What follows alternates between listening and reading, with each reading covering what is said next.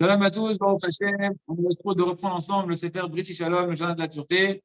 Je vous rappelle que c'est un cours, mesdames, exclusivement pour les hommes. Veuillez choisir un jour pour aujourd'hui. Et on reprend la Hashem donc sur la force de préserver son alliance, de préserver ses pensées, de préserver ses yeux. Dans la Torah qu'on a cité de l'équité morale dans les cours précédents, c'est marqué en réalité que toute la proximité avec le tzaddik, que de ça dépend toute notre spiritualité, toute la crainte d'Hachem, tout l'amour d'Hachem, toute la émuna, l'humilité, tout ça, ça dépend de la proximité avec le tzaddik, et bien, elle va dépendre en réalité l'accessibilité de pouvoir se rapprocher du tzaddik de la génération, elle va dépendre de combien un homme il va se préserver des fautes qui sont liées à la pudeur, à la sainteté, à la préservation des yeux, à la kedusha. Et plus un homme il va préserver ses yeux et protéger son alliance, et plus il va se rapprocher du tzaddik. Et si Razvé Shalom, un homme, il ne travaille pas là-dessus, qu'il n'a pas un travail dessus, et qu'il a un abandon du travail des yeux et des pensées, dans tout ce qui touche les mœurs, alors il va devenir un cholek sur le tzaddik. Il va devenir quelqu'un qui va être en controverse, qui va, même pouvoir dire du lachon hara, mal penser, et être en désaccord avec le tzaddik de la génération. Parce que le tzaddik, toute son essence, c'est la préservation de l'alliance. Donc plus tu vas te travailler sur cette notion-là, plus tu vas te rapprocher de lui, plus tu vas endommager ce travail-là et que tu la laisses à l'abandon, et plus tu es, quelque part, opposé à lui, parce que tu n'es pas dans la nature du tzaddik. Donc en réalité, toutes les bonnes choses qu'on a vues au-dessus dans les cours précédents, dans les pages précédentes du Sefer, on ne peut pas y arriver sans préserver ses yeux. On a vu toutes les bonnes choses qu'on peut mériter en s'approchant du tzaddik, et ça, tu ne peux y arriver qu'en travaillant sur tes yeux, puisque toute la proximité avec le tzaddik, elle dépend des yeux. Mais du tzaddik, toutes les abondances, elles viennent dans ce monde-là. Matériel, spirituel, tout passe par le tzaddik. Mais pour s'approcher du tzaddik, il faut préserver, avoir un travail, une demi-heure de prière par jour, un quart d'heure, un travail tous les jours, quotidien, chacun à son niveau d'études et de prière et de volonté sur la préservation des yeux et des pensées et de tchouva.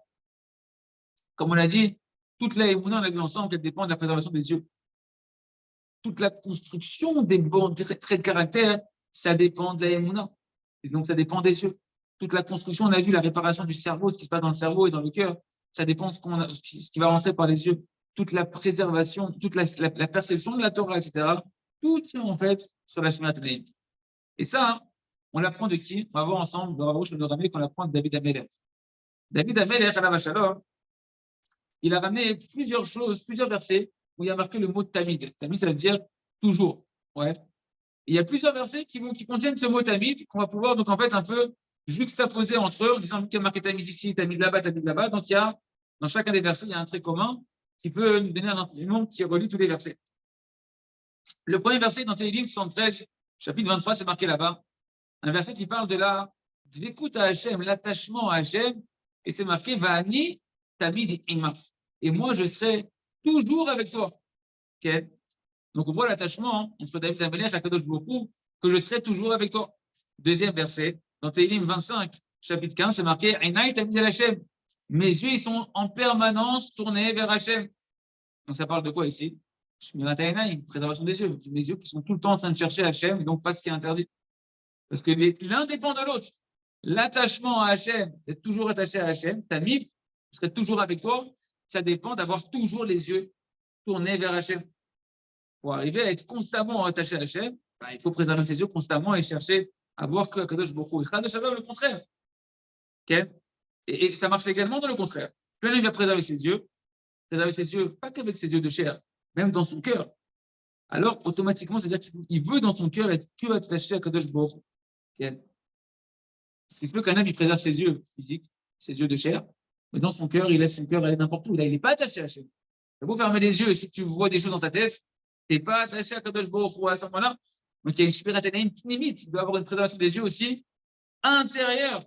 Et sur ça, on doit demander à Kadosh Baruch Hu de préserver les yeux de son cœur, les yeux de sa tête. Ok. Ou bien une personne, qu'est-ce qui peut se passer? Elle peut préserver ses yeux, et dans son cœur, elle est concentrée que sur son ego, sur son orgueil. Regarde, je suis un tzaddik, je préserve mes yeux. Ne pense pas à Hachem, elle est en train de penser à elle-même. Je t'appartiens chez moi là, le tzaddik que je suis, regarde, les autres, ils sont tous des tocards, etc. Très de shalom. Il pense qu'il est le tzaddik de la génération. Alors c'est vrai que quand on n'est pas bien, il faut se renforcer avec des points positifs. Mais il ne faut pas que quand tu te sens bien, les points positifs deviennent ton orgueil. c'est une sagesse de savoir quand utiliser l'enseignement de Rabbi Nachman, des points positifs pour se renforcer quand on se sent abattu, et ne pas l'utiliser quand, Chas Shalom, on est dans une phase où on se sent bien, et là, ça va être de l'orgueil. D'ailleurs, il dit Rabbi Nathan, une petite parenthèse dans l'écoute à la faute, que c'est justement la paracha qu'on va voir cette semaine en Israël, Soukat, la vache rousse, que la vache rousse, elle purifie ceux qui sont purs et qu'elle purifie ceux qui sont impurs. Il dit la Torah, des points positifs, elle rend purs ceux qui se sentaient impurs, ils ne sont pas bien, ils se sentent pas bons, etc. Et bien, ils se renforcent avec les points positifs, ça purifie. Mais si tu te sens déjà bien et que tu vas commencer à avoir que tes points positifs, tu vas t'impurifier parce que tu vas t'enorgueillir. Donc, c'est une sagesse, je veux dire, Rabbi Nathan, quand utiliser ça. Okay. Et donc, la personne, elle se délecte, entre guillemets, que tout le monde regarde, tu te dis, ouais, t'as vu, c'est un tzaddik, celui-là, il préserve ses yeux, lui-même, il se pavane avec ça.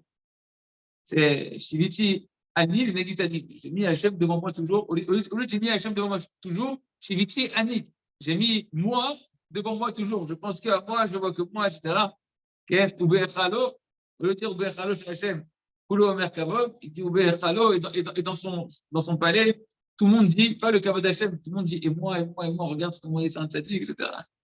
Est-ce qu'on sait que la Gahava, le Shalom, il dit Rabbi Nachman, c'est la mère de toutes les impuretés, c'est les parents de toute l'impureté, le Adi Avotatuma, c'est l'orgueil. Et c'est lui qui s'enorgueillit, Rabbi Shalom, comme on a vu dans l'écouté Moran, dans la Torah 130, et bien automatiquement, ça l'amène, comme a dit la Gemara Gdosha, à la débauche. Il y a qu'un homme qui est dans l'orgueil, pour le réveiller de son orgueil, il peut tomber dans des pensées, Rabbi Shalom, de débauche. Quand c'est marqué que dans la Gemara Gdosha, que tout celui qui s'enorgueillit, au final, il tombera avec une femme étrangère, une femme qui est déjà mariée. Alors, si ce n'est pas physiquement, déjà, c'est dans la tête. Donc, bien qu'à l'extérieur, il a l'impression de quelqu'un qui préserve ses yeux. Dans son cœur, il est encore très loin de la vraie préservation des yeux. Et la preuve, il dit le Rav, que si jamais on commence à le mépriser, on dit espèce de fanatique et tout dans la famille, mais t'es un fanatique. Si tu arrives, t'es devenu un extrémiste, tu sois comme tout le monde, ça va, ouvre tes yeux tranquille, etc. Qu'est-ce que lui, il va réagir? Comment il va réagir quand on va le traiter de fanatique? Okay. Eh ben souvent, soit il va réagir violemment ou verbalement, ou bien il va arrêter. Parce que si l'ami ne reçoit pas le kavod qu'il a besoin avec sa préservation des yeux, ça ne vaut pas le coup. Il ne fait pas attention dans sa tête, c'est quoi? Si je ne reçois pas de kavod de la préservation des yeux, bon, ça ne vaut pas le coup alors. Alors je vais relâcher mes yeux. Parce que jusqu'à présent, sa préservation des yeux, elle était pour le kavod. Et maintenant, au lieu d'avoir du kavod, des honneurs, il reçoit des hontes. C'est pas ça son but. Okay. C'est seulement lorsqu'un homme, son cœur, il est vraiment attaché à Kadosh Baruch Hu, que ses yeux, même de son cœur, ils sont intérieurement que vers Hachem. Ça dépend de la Emouna. Si une personne n'a pas une Emouna Chazaka, que tout c'est Hachem, elle ne peut pas penser que Hachem. S'il est comme ça, alors ça s'appelle qu'il est Shomer et Tanaïm, il préserve ses yeux physiques et ses yeux de son cœur. Et alors, le troisième verset de Tamid, il peut s'accomplir. C'est quoi ce troisième verset? Shiviti Hachem le Negdi Tamid. J'ai placé Hachem devant moi toujours. Donc on répète ces trois versets. Mes yeux sont toujours vers Hachem, toujours tournés vers Hachem. Ce n'est pas que mes yeux de chair, c'est aussi les yeux de mon cœur. À ce moment-là, Bani Tamid Imar, je serai toujours avec toi. C'est le deuxième Tamid, je serai attaché à Hachem en permanence. Et à ce moment-là, le troisième Tamid, il peut s'accomplir dans Télim 16, verset 8. J'ai placé Hachem devant moi toujours. Je vois Hachem partout. Je vois la miséricorde d'Hachem partout. Je vois le bien partout. Tout ça, c'est un cercle vertueux qui reste chez l'école D. Et ça, on l'obtient quand on prie tous les jours une demi-heure. Chacun à son niveau, une demi-heure, un quart d'heure. Celui qui sent qu'il a besoin de plus, 1 heure, 3 quarts d'heure, pour préserver ses yeux. Tous les jours, étudier les enseignements du jardin de la pureté ou d'autres sphères qui nous aident à préserver nos yeux, faire tes chevaux tous les jours.